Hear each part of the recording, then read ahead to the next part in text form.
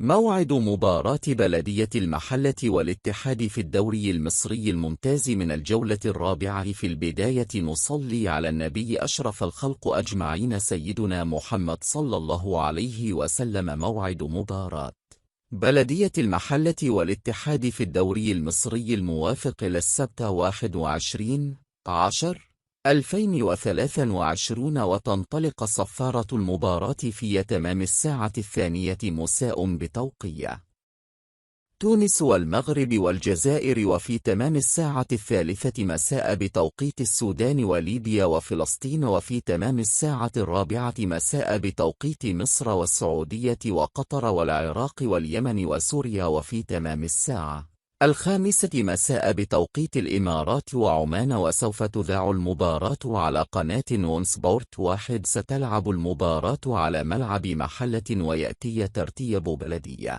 المحلة في المركز الثامن برصيد 4 نقاط بعد الفوز على المقاولون العرب والخسارة من سموحة والتعادل مع زد. من ترتيب الاتحاد السكندري في المركز العاشر برصيد 4 نقاط بعد الفوز على سيراميكا كليوباترا والخسارة من الإسماعيلي والتعادل مع الجونة بنسبة لهداف بلدية المحلة حسام أشرف. أما هداف الاتحاد السكندري مبولولو. لو عجبك الفيديو لا تبخل علينا بلايك.